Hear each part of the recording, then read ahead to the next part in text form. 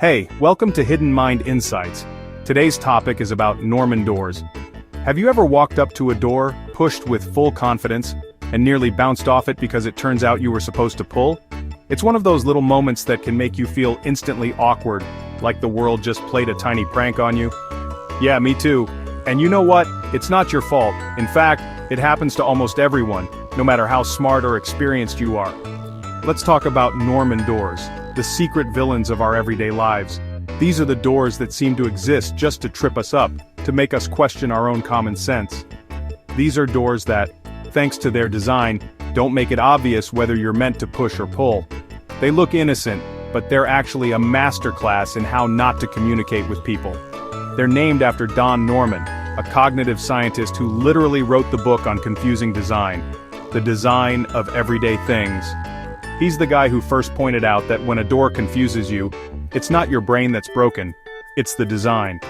Norman's work changed the way designers think about everything from doors to computers. He made us realize that good design should be invisible. It should just work, without you having to stop and think. So, why do these doors trip us up? Why do we keep making the same mistake over and over, even after years of opening doors? It all comes down to something called a mental model. This is basically the picture in your head of how things are supposed to work, based on your past experiences. Basically, our brains use clues from what we see, like handles, bars, signs, to guess how something works. We're constantly scanning for hints, even if we don't realize it.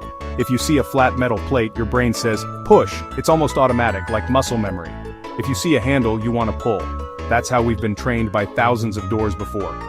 But sometimes, a door gives you a handle when you're supposed to push, or a push plate when you're supposed to pull. That's when everything goes wrong.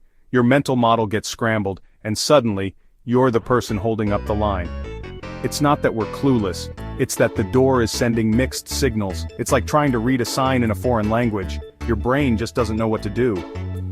Imagine walking into a fancy office building. You see a big, shiny handle, so you pull. Nope, it's a push door. You feel a little silly, but really, the design set you up to fail. Or maybe it's the opposite. You find yourself shoving at a door that only opens with a pull. You're not alone. This happens to everyone, from kids to CEOs. Embarrassing, right? But the blame is on the design, not you. The door failed to communicate and you just followed your instincts.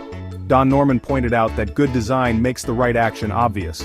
You shouldn't have to guess, hesitate, or feel like you're taking a test every time you want to enter a room. Bad doors, Norman doors, make you stop, hesitate, or worse, feel silly. They interrupt your day, even if just for a second, and remind you that not everything in the world is as intuitive as it should be. And it happens everywhere. Hotels, schools, even airports with 1,000 signs, and still people get stuck. It's a universal experience, a tiny frustration that unites us all. The best doors? They tell you everything you need to know at a glance. You don't have to think, you just act, and it works. Big push plates, handles only on the pull side, maybe even a little sign if things get complicated. These are the unsung heroes of design, quietly making life easier for everyone. The problem is, not every building gets this memo. Some places are stuck in the past, with doors that seem designed to confuse rather than help. So next time you get stuck at a door and look around sheepishly, remember, it's not you, it's the door. You're just the latest victim of a design flaw that's been tripping people up for decades.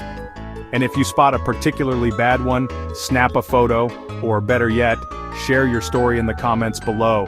I want to hear your best bad door moments. Let's turn our collective confusion into a little bit of fun and maybe, just maybe, inspire better design in the future. Thanks for watching, and remember, it's never just a door. It's psychology in action. Every time you open a door, you're putting your mental model to the test. So next time you breeze through, give a little nod to the designers who got it right.